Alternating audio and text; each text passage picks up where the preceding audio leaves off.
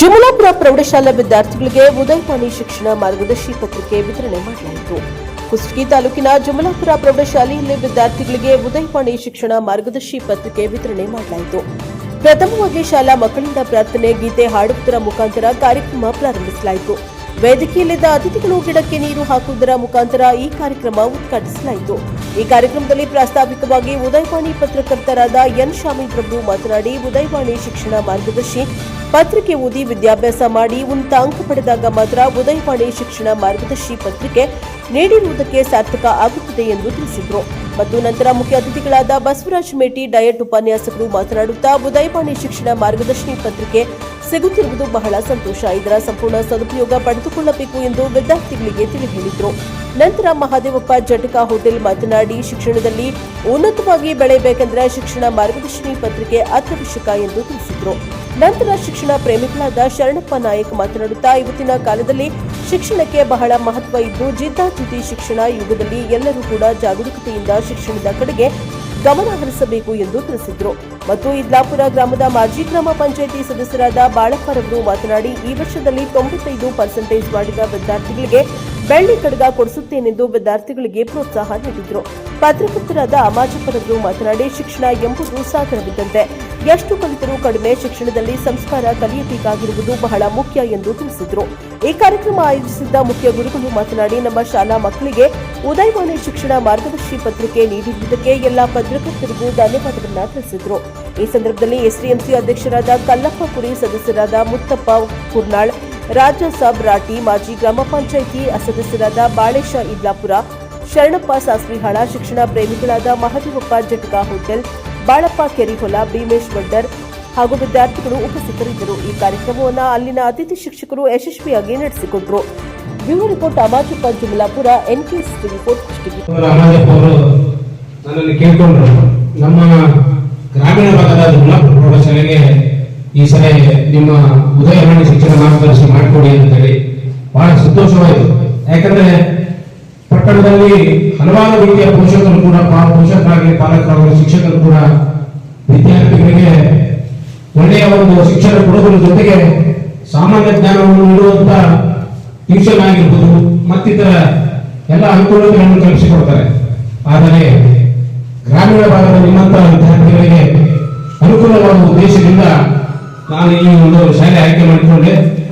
ಇದಕ್ಕೆ ಕಾರ್ಯಕರ್ತರ ಮೂಲ ನಮ್ಮ ಅಮಾಜಪ್ಪ ಜಮಲಾಪುರ ಹಾಗೂ ಈ ಒಂದು ಸ್ಥಳೀಯ ಗ್ರಾಮ ಪಂಚಾಯಿತಿಯ ಪಿಡಿಒ ಹಾಗೂ ಸಿಬ್ಬಂದಿ ವರ್ಗ ಮತ್ತು ಸ್ಥಳೀಯ ದೊಡ್ಡಸಪ್ಪ ಹಾಗೂ ಶಿಕ್ಷಕ ವರ್ಗದವರು ಈ ಒಂದು ಕಾರ್ಯಕ್ರಮಕ್ಕೆ ಆಗಮಿಸಿದಂತ ಮತ್ತು ಈ ಕಾರ್ಯಕ್ರಮದ ಅಧ್ಯಕ್ಷತೆ ವಹಿಸಿದಂತೆ ಹಿರಿಯರಾದ ನಮ್ಮ ಬಸವರಾಜ್ ಮೇಟಿ ಸರ್ ಅವರೇ, ಅದೇ ರೀತಿ ಎಸ್ಡಿಎಂಸಿ ಅಧ್ಯಕ್ಷರು, ಸಹೋದರರು ಹಾಗೂ ಇಲ್ಲಿ ಸೇರಿರ್ತಕ್ಕಂಥ ಎಲ್ಲ ಮಹಿಳೆಯರಿಗೆ ಕೂಡ ನಾನು ನನ್ನ ವೈಯಕ್ತಿಕ ಹಾಗೂ ನನ್ನ ಉದಯವಾಣಿ ಪತ್ರಿಕೆ ಪರವಾಗಿ ಹಾರ್ದಿಕ ಅಭಿನಂದಿಸುತ್ತೇನೆ. ಜೊತೆಗೆ ಇಲ್ಲಿ ನೀಡಿರುವ ಎಲ್ಲ ನನ್ನ ಎಸ್ಎಸ್ಎಲ್ಸಿ ಉತ್ತಮ ಮಕ್ಕಳಿಗೆ ಕೂಡ ನಾನು ಅಭಿನಂದನೆ ಹೇಳಕ್ಕೆ ಇಷ್ಟಪಡ್ತೇನೆ. ನಮ್ಮ ಉದ್ದೇಶ ಉದಯವಾಣಿ ಪತ್ರಿಕೆಯ ಶಿಕ್ಷಣ ಮಾರ್ಗದರ್ಶನದಿಂದ ನೀವು ಕಲಿತು ಮುಂದೆ ನಿಮ್ಮ ಭವಿಷ್ಯವನ್ನು ರೂಪಿಸಿಕೊಳ್ಳಲಿ. ಕೇವಲ ನೀವು ಇಲ್ಲಿ ಕಷ್ಟಪಟ್ಟು ಓದ್ತೀರಿ, ಆದರೆ ಇಲ್ಲಿವರೆಗೆ ನಿಮ್ಮನ್ನು ತಂದಿರ್ತಕ್ಕಂಥ ತಂದೆ ತಾಯಿಗಳಿಗೆ ಒಂದು ಕೀರ್ತಿ ತರಬೇಕಾದ್ರೆ ನಿಮ್ಮ ಭವಿಷ್ಯವನ್ನು ರೂಪಿಸಿಕೊಳ್ಳಲು ಒಂದು ಎಸ್ಎಸ್ಎಲ್ಸಿ ನಿಮ್ಮ ಜೀವನದ ಒಂದು ಅವಿಭಾಜ್ಯ ಆದಂತ ನಾನು ಭಾವಿಸಿಕೊಳ್ತೇನೆ. ಯಾಕಂದ್ರೆ ಜೀವನದ ಮೈಲಿಗಲ್ಲನ್ನು ದಾಟಬೇಕಾದ್ರೆ ಮೊದಲು ಎಸ್ಎಸ್ಎಲ್ಸಿ ಪರೀಕ್ಷೆ. ಈ ಪರೀಕ್ಷೆಯಿಂದಲೇ ಕೂಡ ಮುಂದೆ ನೀವು ನಿಮ್ಮ ಕನಸುಗಳನ್ನು ಕಂಡಂತ ನಿಮ್ಮ ತಂದೆ ತಾಯಿಗಳಿಗೆ ಯಾವ ರಂಗದಲ್ಲಿ ಮುಂದುವರಿತೀರ ಅನ್ನೋದು ನಿಮ್ಮ ಭವಿಷ್ಯ ನಿಮ್ಮ ಕೈಲಿರುತ್ತೆ. ಅದಕ್ಕಾಗಿ ದಯಮಾಡಿ ಮಕ್ಕಳು ಈ ಒಂದು ತಮಗೆ ಸಿಕ್ಕಂತ ಅದೃಷ್ಟ, ಯಾಕಂದ್ರೆ ನಾವು ಎಸ್ಎಸ್ಎಲ್ಸಿ ಮಾಡುವಾಗ 88 ಒಂದು ಗೈಡ್ ಒಳಗೆ ಕೂಡ ನಮ್ಗೆ ಅಮೌಂಟ್ ಇರ್ತಿದ್ದಿಲ್ಲ, ರೊಕ್ಕ ಇರ್ತಿದ್ದಿಲ್ಲ. ನಾವೆಲ್ಲ ಆಗಿನ ಕಾಲದಲ್ಲಿ ಸಾಲಿ ಫೀಸ್ ಕಟ್ಬೇಕಂತಂದ್ರೆ ರಜೆ ದಿನಗಳಲ್ಲಿ ಬಸ್ ಸ್ಟ್ಯಾಂಡ್ ಅಲ್ಲಿ ಪೆಟ್ರೋಲ್ ಬಾರಿ ಕಾಸು ನಾವು ಶಾಲಾ ಫೀಸ್ ಕಟ್ಟಿದ್ದೀವಿ. ಆ ಪರಿಸ್ಥಿತಿ ಈಗಿನ ಜನರಿಗಿಲ್ಲ ಅಂತ ನಾನು ಅನ್ಕೋತೀನಿ. ಯಾಕಂದ್ರೆ ಸಾಕಷ್ಟು ಅನುಕೂಲತೆಗಳು ಬಂದಿದ್ದಾವೆ. ಆದ್ರಿಂದ ದಯಮಾಡಿ ತಾವು ಈ ಒಂದು ಶಿಕ್ಷಣವನ್ನ ನಿಮ್ಮ ಜೀವನ ರೂಪಿಸಿಕೊಳ್ಳಬೇಕಂತ ಭಾವನೆ ಇಟ್ಕೊಂಡು ಎಸ್ಎಲ್ಸಿ ಪರೀಕ್ಷೆಯಲ್ಲಿ ಅತ್ಯುನ್ನತ ಶ್ರೇಣಿಯನ್ನು ಪಡೆದುಕೊಂಡಾಗ ಮಾತ್ರ ಈಗಿನ ಸ್ಪರ್ಧಾತ್ಮಕ ಯುಗದಲ್ಲಿ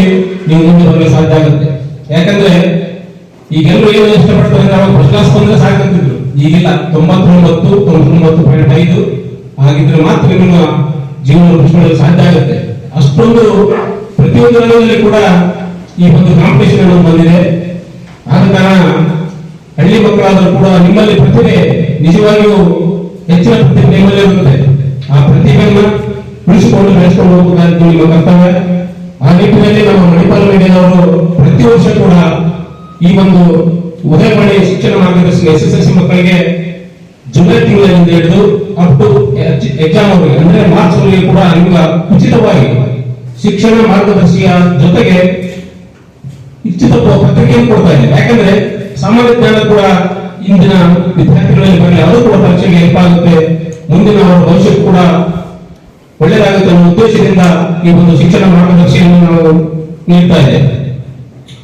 ಈ ಒಂದು ಶಿಕ್ಷಣ ಮಾರ್ಗದರ್ಶಿಯು ನಿಮಗೆ ಶುಕ್ರವಾರ ಮತ್ತು ರವಿವಾರ 2 ದಿನ ಹೊರತುಪಡಿಸಿ ದಿನದ ಅಂದ್ರೆ ಎಲ್ಲ ಈ ಮಾರ್ಚ್ ತಿಂಗಳವರೆಗೂ ನಿಮಗೆ ಉಚಿತವಾಗಿ ಕೊಡ್ತೇವೆ. ಆ ಪತ್ರಿಕೆಯ ಪ್ರತಿಯೊಬ್ಬರು ಕೂಡ ಓದ್ಕೊಳ್ಬಹುದು. ಇಂದಿನ ಒಂದು ಕಾಲದಲ್ಲಿರ್ತಕ್ಕಂಥ ಶಿಕ್ಷಣ ವ್ಯವಸ್ಥೆಗೆ ಬಹಳಷ್ಟು ಅತ್ಯಂತ ಜಗಜಾಂತರ ವ್ಯತ್ಯಾಸ ಇದೆ. ಕಾರಣ ನಾವೆಲ್ಲ ಮಾಡೋ ಮುಂದ್ಗಡೆ SSLC 70-75 ಅಂದ್ರೆ ದೊಡ್ಡದು ಬಹಳ. ಇವಾಗ ಅವ್ರು ಹೇಳಿದಾಗ 95 ಗಿಂತಲೂ ಕೂಡ ಹೆಚ್ಚು ಮಾಡಿದ್ರೆ ಅವಾಗ ನಿಮ್ಮನ್ನು ಗುರುತಿಸಲಿಕ್ಕೆ ಸಾಧ್ಯ. ಹಂಗಾಗಿ ಶಿಕ್ಷಣದ ವ್ಯವಸ್ಥೆ ಮತ್ತು ಇತ್ತೀಚಿನ ಒಂದು ಮುಂಬರ್ತಕ್ಕಂಥ ಪೀಳಿಗೆ ಯಾವ ರೀತಿ ಬದಲಾಗುತ್ತದೆ ಅಂದ್ರೆ ಅದಕ್ಕೆ ನಾವು ಅದೇ ತರನ ಅಪ್ಡೇಟ್ ಆಗ್ಬೇಕು. ನಾನು ಸುಮ್ಮನೆ ಹಿಂದೂ ಕಾಲದಾಗಿದ್ದೀನಿ ಅಥವಾ ನಾನು ಸರಿಯಾದ ರೀತಿಯಲ್ಲಿ ಅಭ್ಯಾಸ ಮಾಡ್ತಾ ಇಲ್ಲ ಅಂದ್ರೆ ದಯವಿಟ್ಟು ಯಾರು ಓದ್ಬೇಡ. ಕಾರಣ ಇಷ್ಟೇ, ಈ ಒಂದು ವ್ಯವಸ್ಥೆ ಹೆಂಗೈತೆ ಅಂದ್ರ ಬಹಳಷ್ಟು ಅತ್ಯಂತ ಅದ್ಭುತವಾಗಿರ್ತಕ್ಕಂಥ ರೀತಿಯಲ್ಲಿ ಮುಂದೆ ಇದೆ.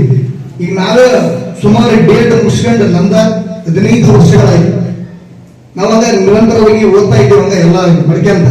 ಆದ್ರೂ ಕೂಡ ಇಲ್ಲ ಬರೀ ಒಂದು ಪ್ಯಾಂಟ್ ಟಿ ಶರ್ಟ್ ಅವೇನ್ ಕಟ್ಟಿಗಿಲ್ಲ, ನೌಕರಿ ಆಗಿಲ್ಲ ಅಂದ್ರೆ ಆಗಿಲ್ಲ ಅಷ್ಟೇ.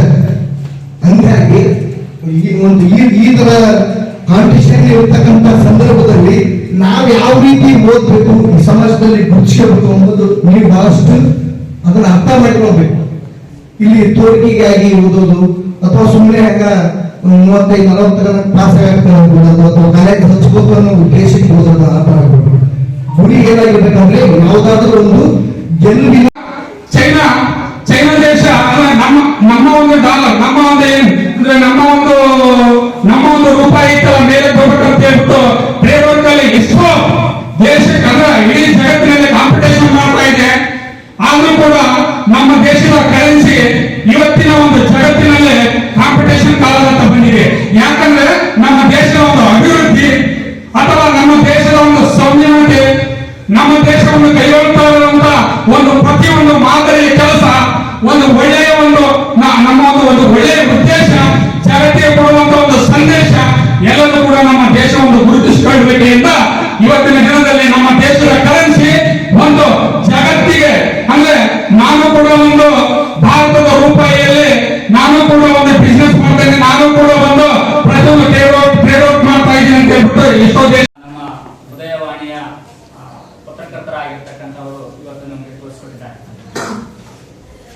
ಏನ್ ಮಾಡೋದು ಈಗೆಲ್ಲ ನಿಮಗೆಲ್ಲ ಸಾಕಷ್ಟು ಮಾಧ್ಯಮಗಳು ಸಾಕಷ್ಟು ಬಂದಿವೆ. ಸ್ವಾಮಿದವರು ಮಾತಾಡ್ತಾ ಹೇಳಿದ್ರು ನಾವು ಯಾವ ರೀತಿ ಕಷ್ಟಪಟ್ಟಿವಿ ಅಂತ ಹೇಳಿ.